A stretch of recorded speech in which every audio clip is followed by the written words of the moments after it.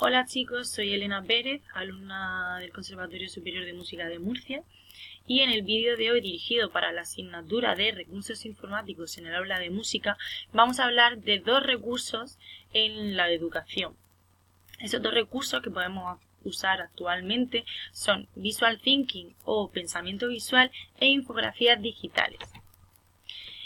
Vamos a empezar hablando de qué es el Visual Thinking, para qué, con qué objetivo y por qué se utiliza esta herramienta y no se usa otra.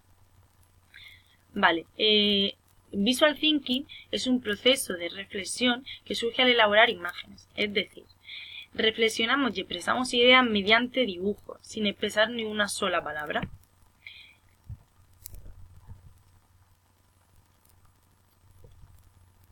Por lo tanto, para poder llevar a cabo esto, tenemos primero que mirar, pensar y luego mostrar ese pensamiento. Y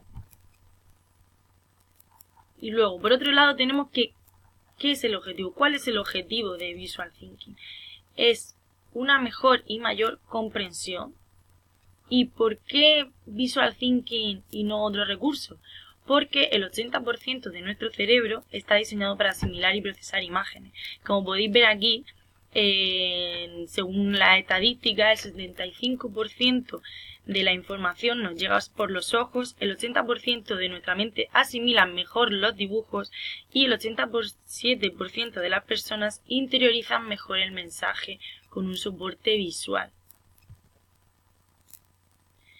Si nos remontamos a tiempos atrás, a muchos años y siglos atrás, nos encontramos con estos dibujos que, como podéis observar, tenemos las pinturas rupestres de las cuevas de Altamira y unos jeroglíficos, que es el lenguaje que usaban antes de que apareciese la escritura.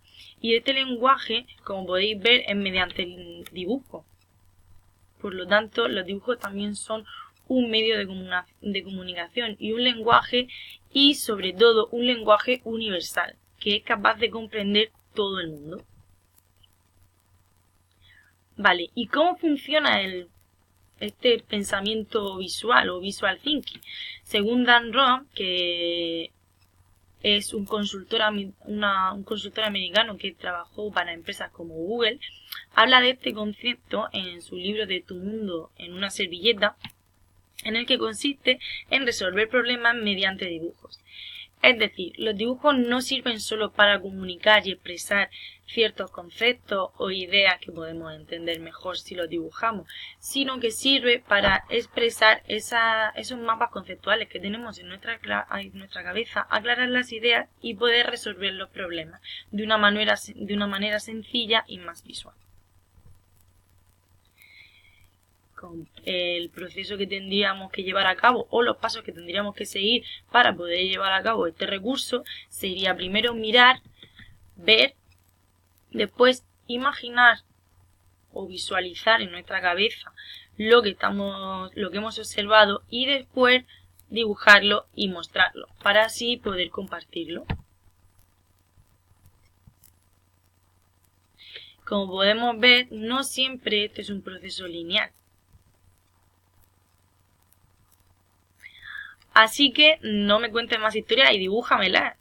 Lo que quiere decir el Visual Thinking es traemos las ideas para transformar esos conceptos que tenemos en la cabeza, esos conceptos mentales, y luego esa información la organizamos para poder crearla, dibujarla y compartir esas ideas.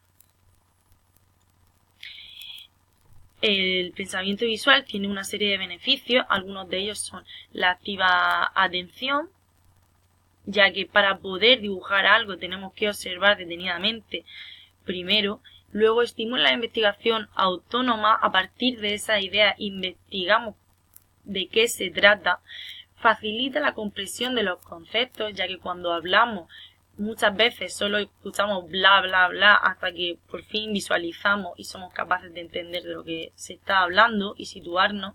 Luego entrena la extracción de ideas fundamentales, desarrolla la capacidad de síntesis. Estos dos beneficios están muy ligados, ya que necesitas tener las ideas muy claras y organizadas para poder dibujarlas. Fortalece habilidades de pensamiento, te ayuda a estructurar los contenidos, potencia la creatividad, ya que no todo el mundo tiene una capacidad de dibujar extrema, por lo tanto tiene que pensar de qué forma puede llevar a cabo ese dibujo para que resulte lo más claro posible, y luego cultiva una emoción estética y contribuye a la motivación. No es lo mismo hablar y hablar y hablar que expresarlo dibujando. Pero luego uno de los mayores inconvenientes es, ¿y si no sé dibujar? Como dice ahí, no sé. Yo no te creo. Todo el mundo sabe garabatear. Los garabatos nos permiten explicar, comprender, visualizar, compartir, y como veis no es necesario ser un gran artista para poder dibujar y exponer un concepto en un dibujo. Simplemente con una serie de líneas o símbolos que identifiquen con nuestra idea podemos expresar y reflexionar sobre esas ideas. Vale, y ahora por otro lado tenemos las infografías digitales. ¿Qué son? ¿Para qué se utiliza la infografía y cómo se lleva a cabo? Las infografías digitales es un recurso visual, podríamos decir con superpoderes, ya que es un recurso visual para ofrecer contenido. Lo que hace es que, al igual que Visual Thinking, la comprensión es mayor y mejor. Nos ofrece una eficacia de manera rápida y sencilla de exponer una serie de conceptos e ideas. Para poder llevar a cabo una infografía tenemos que seguir unos pasos. Primero elegimos el tema, organizamos la información y establecemos unos niveles de importancia, es decir, qué información es más importante de toda aquella que hemos elegido para nuestro tema, y luego seleccionamos el contenido de manera qué contenido vamos a usar de manera visual, y también tenemos que tener en cuenta los colores y la tipografía. No es lo mismo hacer una infografía para los alumnos de tu aula de música que puedan tener 7 o 8 años que para otros que tengan mayor edad o cualquier otro tipo de público.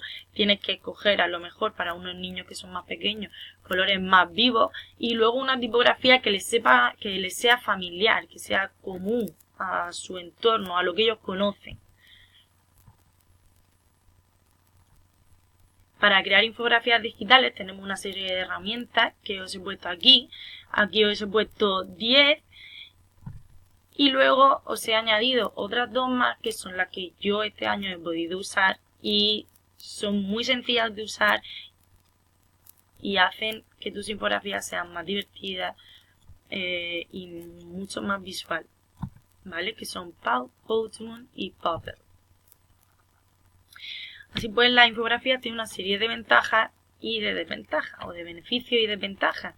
Como podéis ver aquí, pues los beneficios serían que tienen un carácter didáctico, son más visuales, viralizan el contenido, captan la atención, sintetizan la información de manera muy visual, creativa y directa.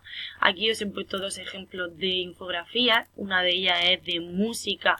Desde 1960 hasta 1969 los grupos más conocidos de pop rock, por decirlo de alguna manera, como los Beatles, Bob Dylan, o luego esta infografía que me ha llamado mucho la atención en el que te explica cómo hacer una hamburguesa de manera muy visual y qué pasos tienes que seguir mediante esa escalera y esa letra que te pone describiendo cada uno de los pasos.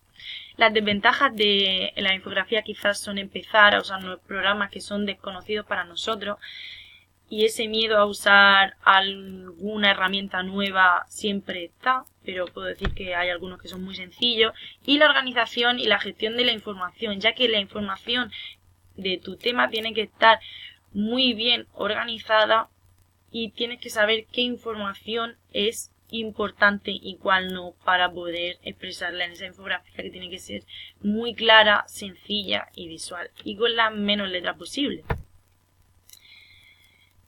Antes de que se me olvide deciros que la diferencia entre la infografía y el Visual Think, podríamos decir que Visual Think se centra en dibujar solamente lo que es el dibujo, prescindir de las letras lo máximo posible, y en las infografías sí se permite que haya un poco de contenido de manera textual, no solo con imágenes. Y para terminar me gustaría haceros reflexionar sobre esta frase de Dan Rohn, en la que dice que la mejor forma de constatar que sabemos algo es dibujándolo. Para ello, al final lo que pretendemos es comprender, comunicar, evolucionar y soñar mejor. Espero que este vídeo os haya ayudado para saber un poco más qué es la infografía y qué es el Visual Thinking.